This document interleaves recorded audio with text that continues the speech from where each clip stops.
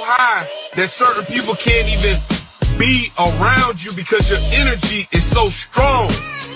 Vibrate so high that anybody that's wishing to do evil upon you, it shall be revealed.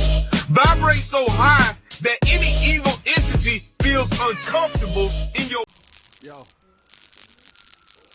Yeah. Everything straight. Been waiting on you. All right. Say less. I got you.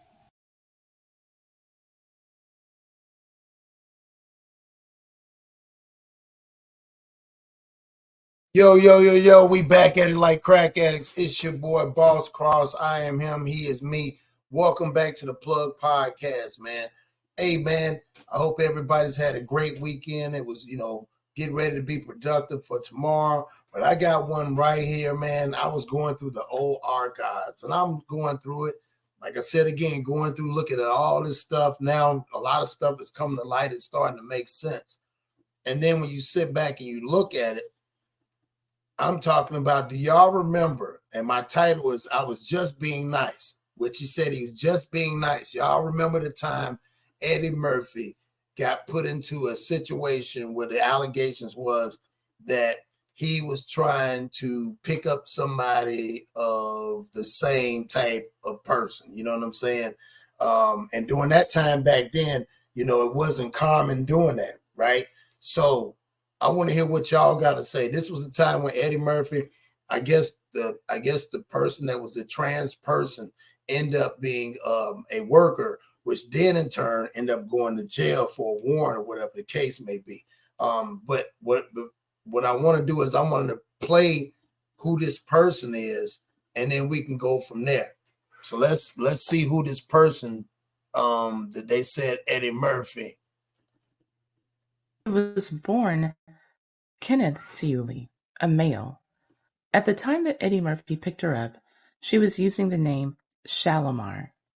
Also at the So that's who that is. So that person right there, that person name was going by the name of Shalimar. time that he picked her up, the police described her as a known prostitute, and she was arrested on the spot for an outstanding prostitution warrant.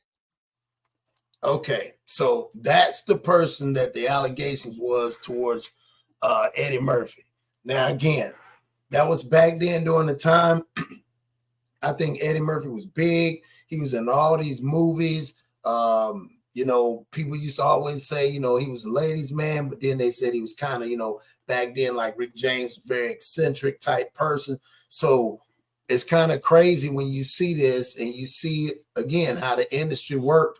And like no one was excluded during that time. And it's just interesting when you see us as black men and all this stuff that's going on where they're talking about all these situations, whether it be the movie, the film business, the music business, sports, whatever. It just shows that, it's crazy that people will start compromising like that or whatever they have, or they're living out whatever they have, like Puffy. You know what I'm saying? Whatever it could be, like when they get up there, I don't know what it could be. So what we're going to do is we're going to go ahead and we're going to play the scene where Eddie Murphy responds to the allegations that everybody, is saying what's going on with it. And I'm not gay, and I'm not, and that's what's weird about this, to have your sexuality question and your moral fiber question and all that, when all I was doing was trying to be nice to somebody. Eddie Murphy. Now, I don't understand that he was trying to be nice to somebody. Like he said, he was just trying to be nice. He was trying to give a ride. I mean, he says, again, that's what usually happens when people are questioning and they want to know and they're asking him about it. He's like, well, I don't understand. And like most people you even see now, the first thing they're on the defensive, like, well, I don't understand why it makes a big deal. It's not really a big deal, but if you're Eddie Murphy, especially when there's men that says, dang, that's Eddie Murphy, he's the man's man. And then they say he's the ladies' man. So then when you sit back and you hear that, back then it was just like, whoa, this Eddie Murphy, what, really? He tells E.T. that his wife and children were out of town, says he wanted something to read and went to a late-night newsstand. Okay, well, that's where it started to get twisted. Now, it was late night. His family and them wasn't at home. So he wanted something to read. Now, I don't know where he lives at, how far that is. That could be probably far. I mean, it's Eddie Murphy in Beverly Hills. Of course, everybody knows you. And then it's midnight and you're out riding around saying you're trying to find something to read. I just find that, that's a little suspicious there, Eddie. Stopped here and picked up the suspected transsexual at 4:45 in the morning. He says he thought he was aiding a distraught woman. Now, I don't understand. Why would you aid now, Eddie? I hope you asked her, like, what's wrong? Why didn't you ask to call the police? Why was you trying to be the, I understand being a good Samaritan, but it was like you looking at it like you was scooping this person up. And you was like, man, like, I don't know. And I don't believe no crying. I don't believe somebody standing out there at midnight crying. Looks like a pretty Hawaiian girl in the corner crying. It looks like she was crying. She goes, oh, Eddie Murphy. She noticed him at the light. She recognized Eddie Murphy. Oh, my God. So I go, what are you doing? Why are you out here working the streets so late? She goes, oh. Now, wait a minute now, Eddie. Now, that's what they do over there. Now, this is what, so now you want to try to, like they say, you was trying to help her, huh? Now, you didn't ask her, like, now you got to remember, why is she out there? It's because she's trying to make some money. And you know that, Eddie. You was like, why are you out here? And then pretty Hawaiian, he keeps saying that now again. He should have said what I thought was. He's still saying it like, like that's what he still sees. You know what I'm saying? And I showed you the picture of the person, so again, I'll let y'all be the judge of that. I'm on my way home. Can you give me a ride home? Police tailed them. So I don't understand why she was crying. And he asked her what was wrong with her. And then she said, I need a ride home. So why would she be crying? Like, I don't get it. So then they said the police tailed her because she was known on that strip. For 2 miles before pulling him over. Police say he is guilty of no misconduct, but there was a warrant out for the alleged prostitute. A judge has ordered that man, 20-year-old Addison Siuli, to serve 90 days. Oh, man, hold on now. And the person is 20 years old, and he was a man. Alex Cerulli. That's crazy. So, yeah, yeah, come on, Eddie.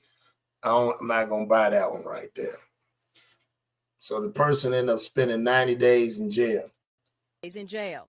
Murphy says he has often stopped to try to help prostitutes, but here is what he said.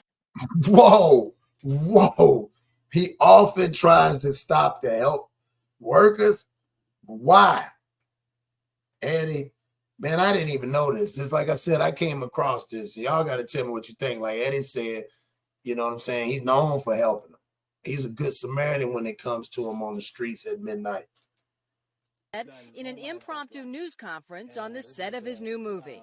Being a good Samaritan blew up in my face, basically, and I'm never giving anyone a lift again. Yeah, look at that laugh right there. Yeah, he know. They looking at him like, They like, yeah, you messed up. Now you getting out of control, man. You can't control yourself, Eddie.